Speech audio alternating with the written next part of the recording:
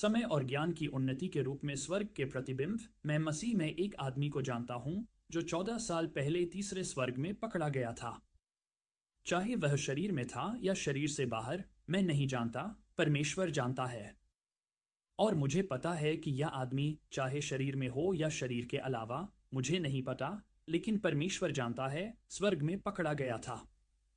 उसने अकथनीय बातें सुनी, ऐसी बातें जो मनुष्य को बताने की अनुमति नहीं है।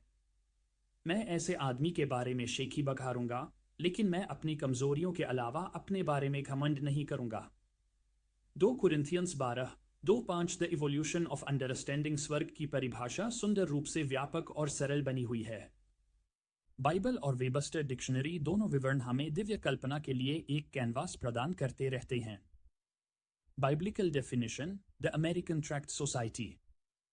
मुख्य रूप से हवा और बादलों का क्षेत्र और ग्रहों और सितारों का, लेकिन मुख्य रूप से दृश्यमान आकाश के ऊपर पवित्र आनंद की दुनिया।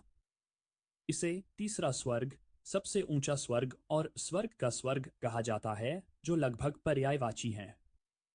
वहां पवित्र प्राणियों को निवास करना है, उन सभी परमेश्वर को देखते हुए जिन्हें प्राणियों के लिए देखना संभव है।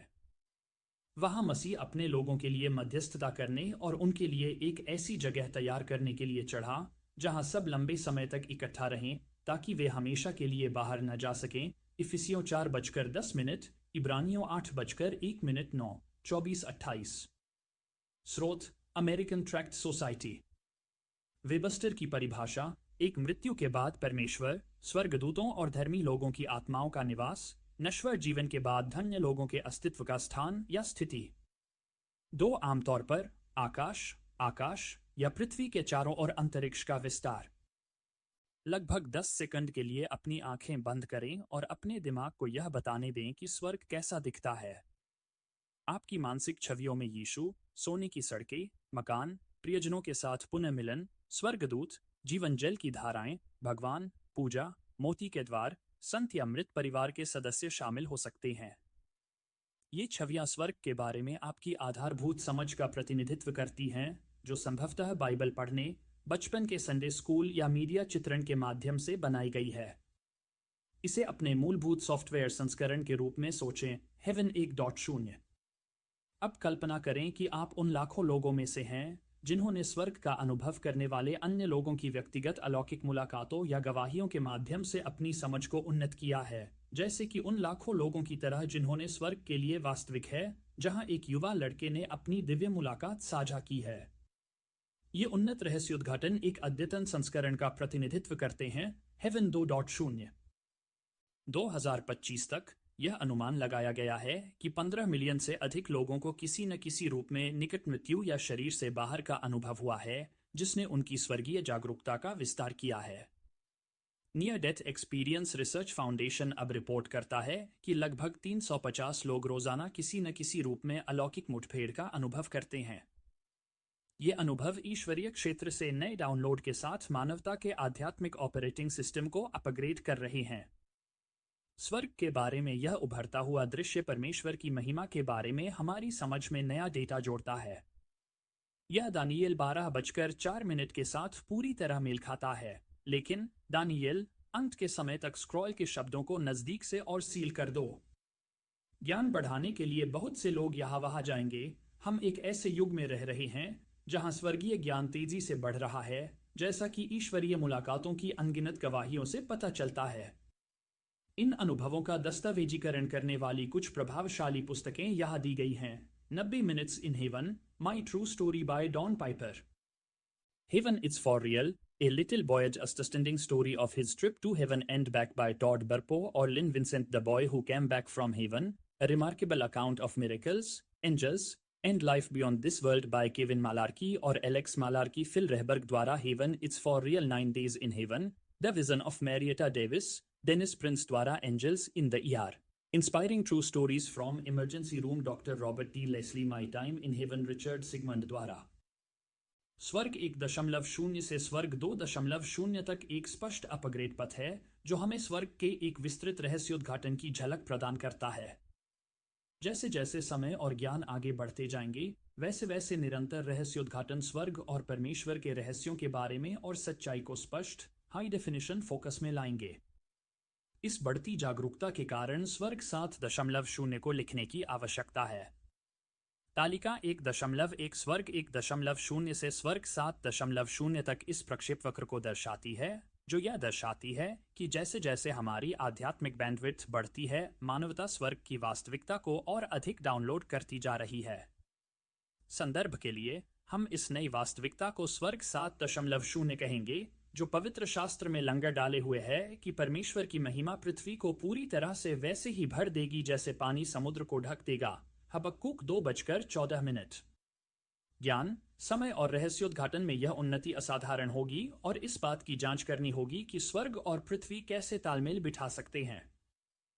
इस पुस्तक का उद्देश्य परमेश्वर, उनके राज्य और स्वर्ग को पूर्ण संकल्प में देखने के लिए आपकी आध्यात्मिक दृष्टि को उन्नत करना है, जो आपको पहले से ही चल रहे दिव्य मुठभेड़ों और अभी तक बफर होने वाले पूर्ण अनुभवों के लिए तैयार करता है। फिर से, तालिका 1.1 स्वर्ग के 3 पीढ़ीगत संस्करणों के प्रासंगिक ढांचे का प्रतिनिधित्व करती है, जिन्हें समय और ज्ञान के आगे बढ़ने पर देखा, सुना या अनुभव किया जा सकता है। संस्करण सिस्टम आवश्यकताएं हेवन 1.0 यह पारंपरिक शिक्षा और विरासत में मिली कल्पना पर आधारित आपकी आधारभूत समझ है। स्वर्गीय अवधारणाओं को संसाधित करते समय आपका मन क्या देखता है?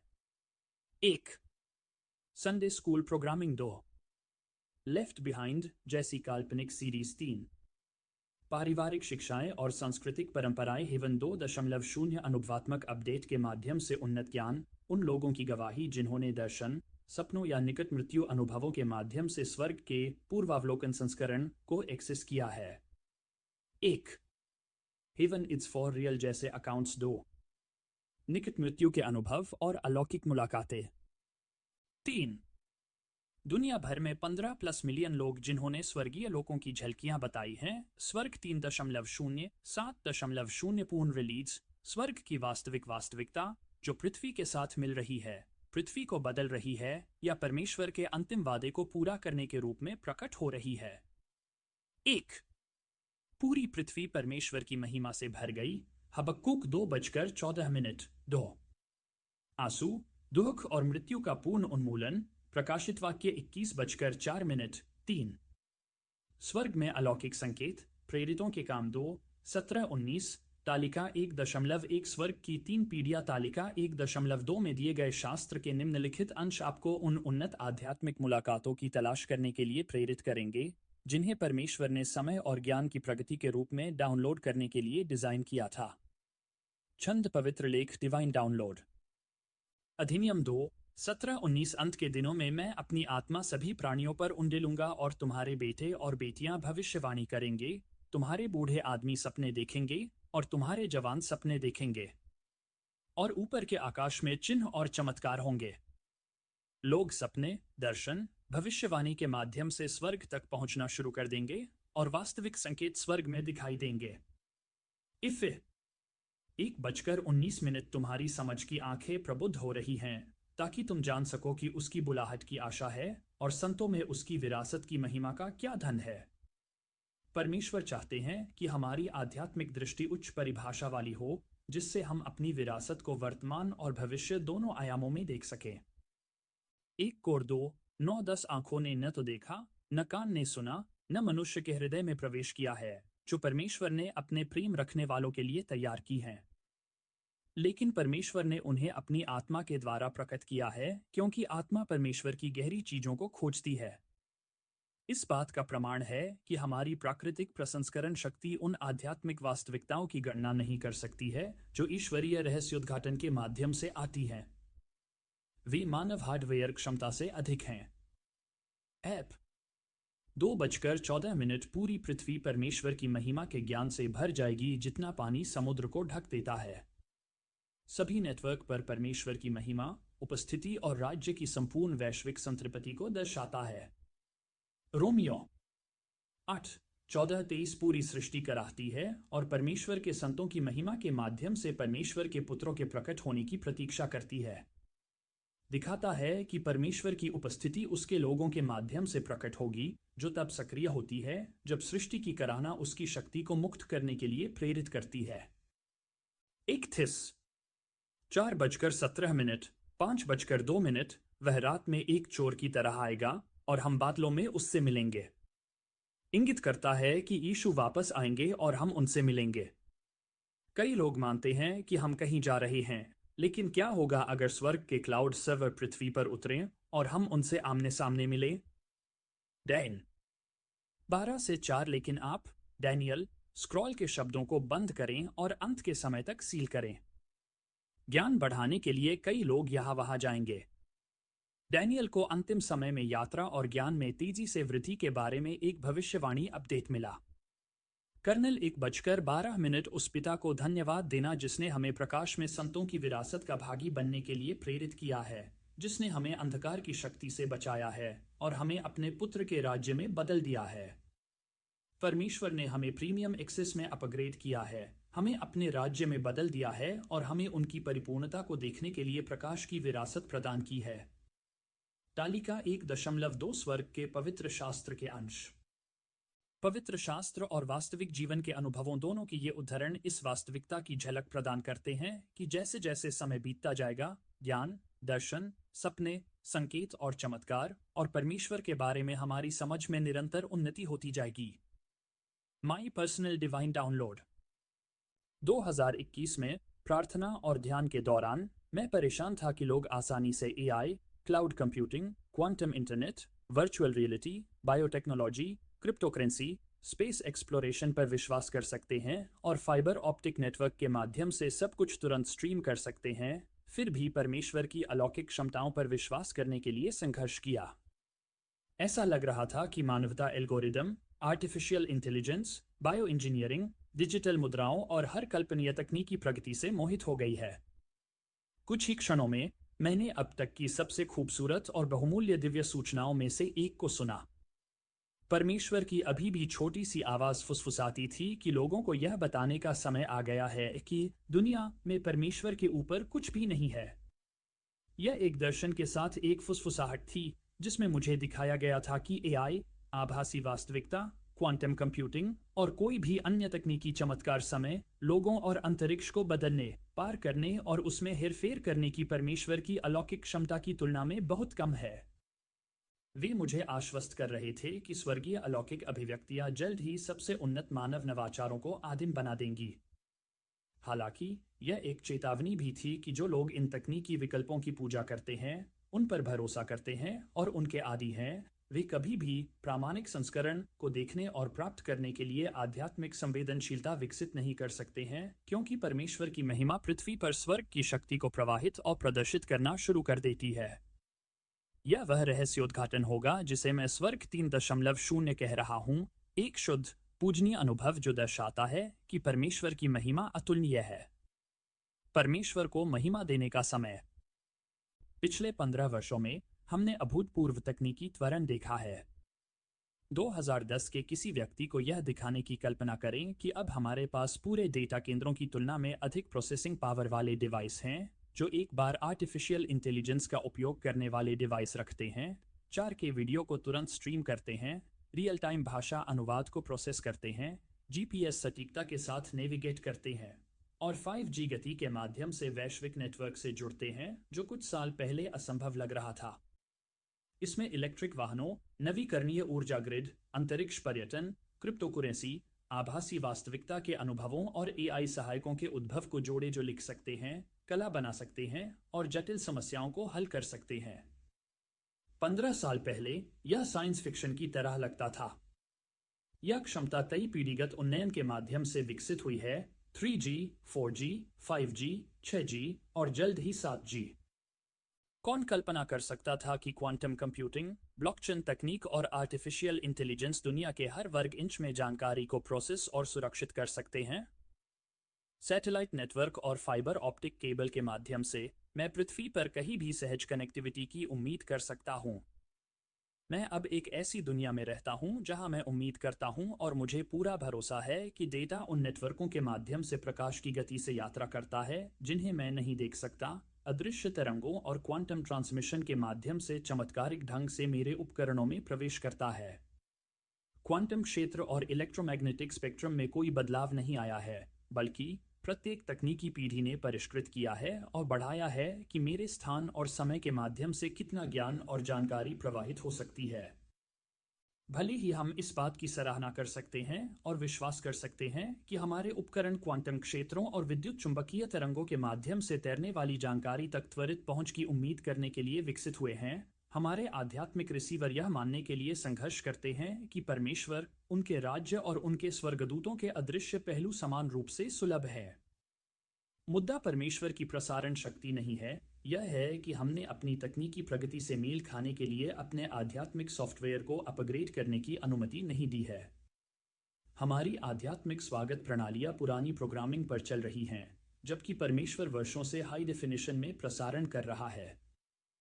मुझे विश्वास है कि यह अंतिम पैराग्राफ यह पहचानने के लिए आपकी समझ को खोलता है कि हम मनुष्यों ने पहली पीढ़ी के आध्यात्मिक सॉफ्टवेयर पर काम करते हुए एआई, जैव प्रौद्योगिकी, अंतरिक्ष अन्वेषण, क्वांटम कंप्यूटिंग, नवीकरणीय ऊर्जा और सोशल मीडिया प्लेटफॉर्मों में अपने विश्वास को उन्नत किया है। अब समय आ गया है कि हम परमेश्वर को उनके नाम का सारा सम्मान और महिमा दें और यह देखना शुरू करें कि हमारे डिजिटल युग की तुलना में परमेश्वर पुराने नहीं हैं। परमेश्वर को वह पहचान देने से पहले हमने बस अपने आश्चर्य और आराधना को अन्य नवाचारों के लिए आवंटित करना चुना है जिसके वे हकदार हैं। क्वांटम क्षेत्रों और विद्युत चुंबकीय आवृत्तियों के माध्यम से संचार करने की परमेश्वर की पद्धति समय की शुरुआत से अपरिवर्तित है।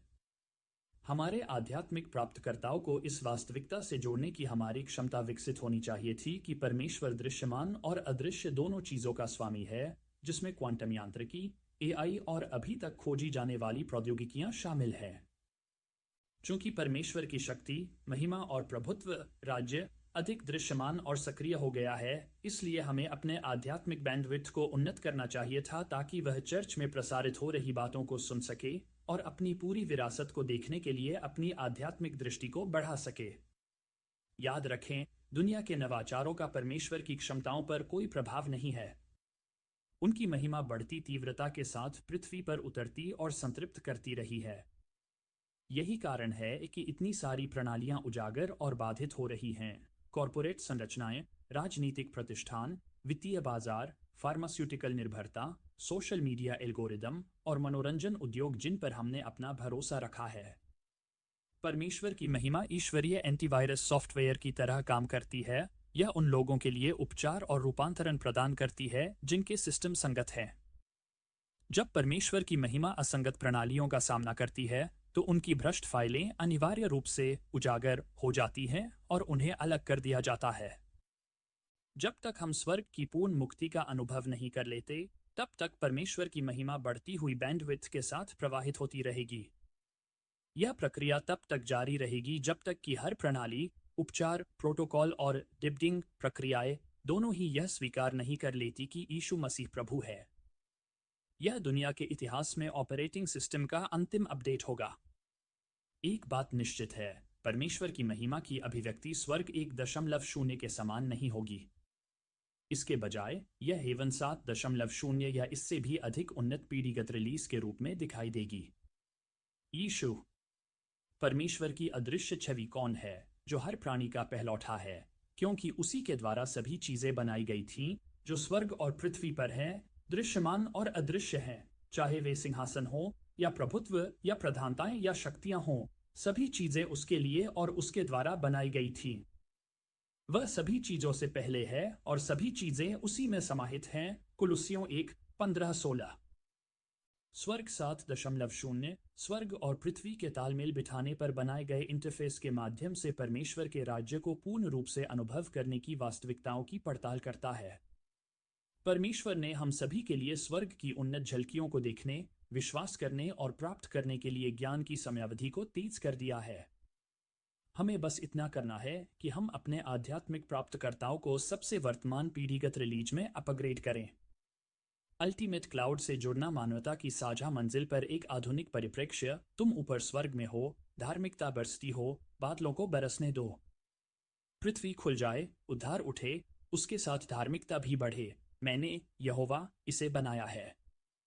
यशाया 45:8। स्वर्ग एक बेहतरीन क्लाउड प्लेटफॉर्म है जो किसी भी ऐसे व्यक्ति के लिए आशा, शांति और शाश्वत संबंध के लिए असीमित संग्रहण प्रदान करता है, जो इस अस्थायी डाउनलोड से परे जीवन के किसी न किसी रूप में विश्वास करता है, जिसे हम अस्तित्व कहते हैं, भले ही उनका आध्यात्मिक ऑपरेटिंग सिस्टम कुछ भी हो।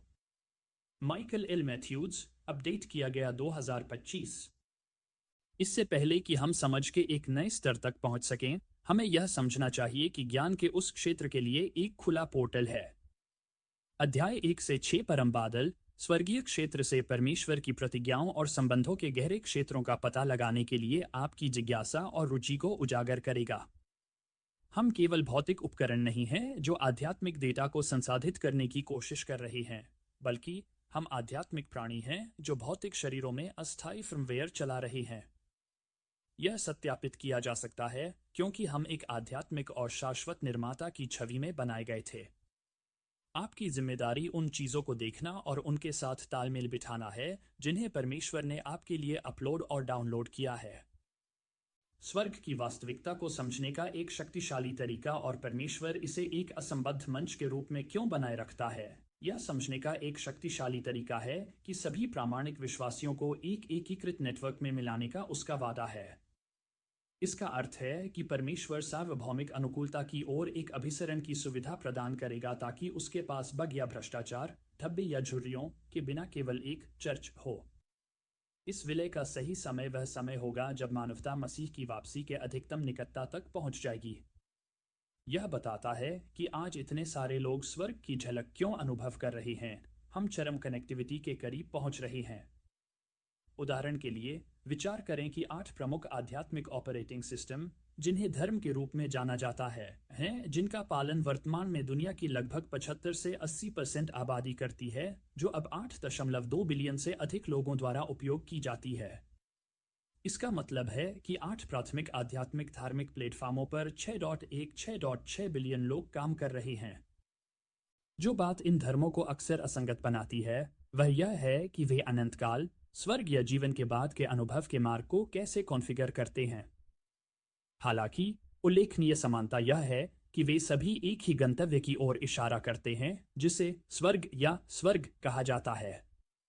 इसका अर्थ है कि हम स्वर्ग के दृष्टिकोण के जितने करीब आते हैं, हमारे व्यक्तिगत विश्वासों के अनुप्रयोग उतने ही अधिक सामंजस्य स्थापित कर सकते हैं, जिससे हम परमेश्वर को देख सकते हैं कि वह वास्तव में कौन है, मूल सृष्टिकर्ता।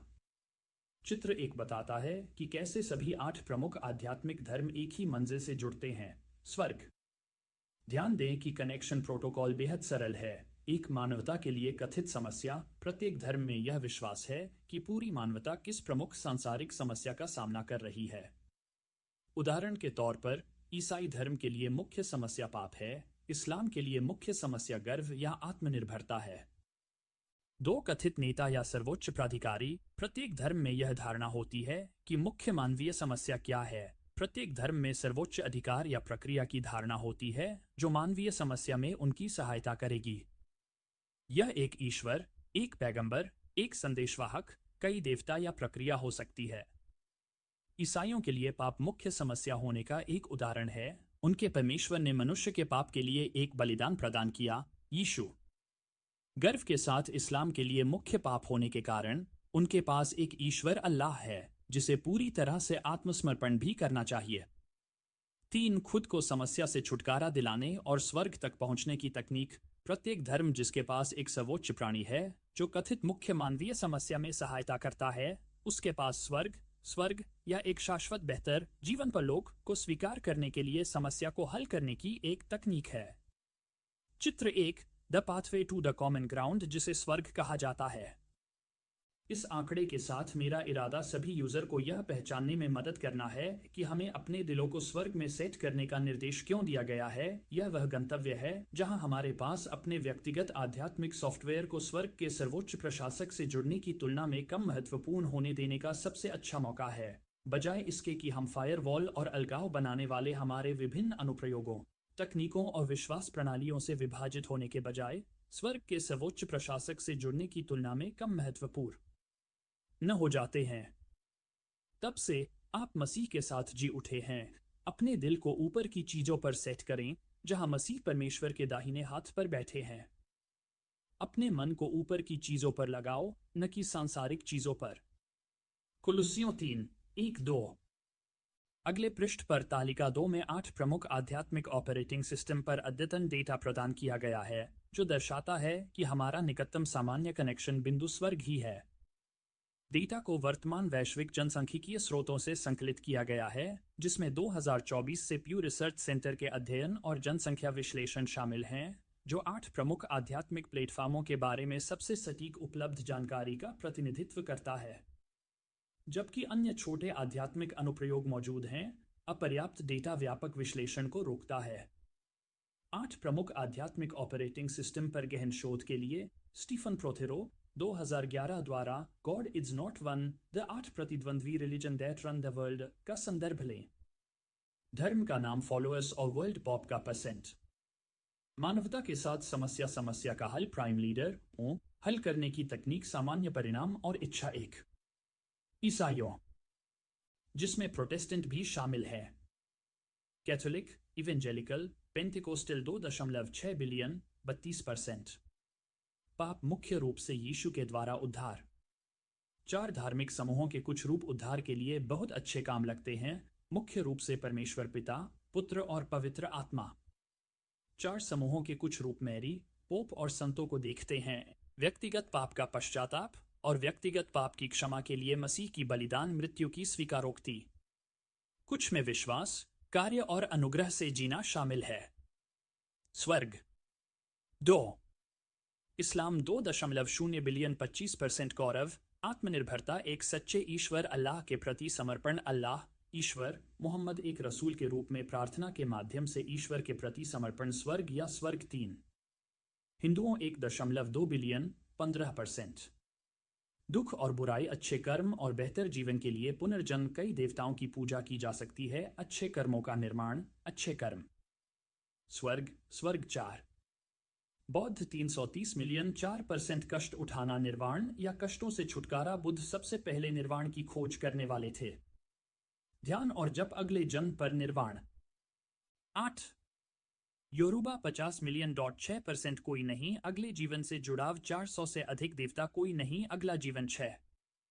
यहूदी धर्म 17 मिलियन 2%। परमेश्वर से निर्वासन, भगवान के पास लौटें। One true God. YHVH, पश्चाताप करें, अध्ययन करें, परमेश्वर की आज्ञाओं का पालन करें। स्वर्ग 5। ताओवाद 1.2 मिलियन 1.5%। अराजकता, सद्भाव और उत्कर्ष खोजना, एक प्रक्रिया को, तरीका, परोसे, अच्छे कर्म और सद्भाव में रहना। निर्वाण 7। कन्फ्यूशिवाद 7 मिलियन 1%। अराजकता, सामाजिक व्यवस्था में सामंजस्य, नो गॉड, ओनली हेवन, सौहार्दपूर्ण जीवन, अगले जीवन के लिए। स्वर्ग तालिका 2। 8 प्रमुख आध्यात्मिक धार्मिक प्रणालियां जो स्वर्ग से जुड़ने की कोशिश कर रही हैं। डेटा स्रोत 1 प्यू रिसर्च सेंटर धार्मिक जनसांख्यिकी। 2 विश्व जनसंख्या समीक्षा धार्मिक सांख्यिकी 2024। 3 religioustolerance.org और 4 स्टीफन प्रोथेरो 2011 द्वारा भगवान एक नहीं है, 8 प्रतिद्वंद्वी धर्म जो दुनिया को चलाते हैं। ध्यान दें, जनसंख्या के आंकड़े 2024 तक लगभग 8.2 बिलियन की वर्तमान विश्व जनसंख्या को दर्शाते हैं, जिसमें अनुमान 2050 तक 9.6 बिलियन की ओर निरंतर वृद्धि दर्शाते हैं।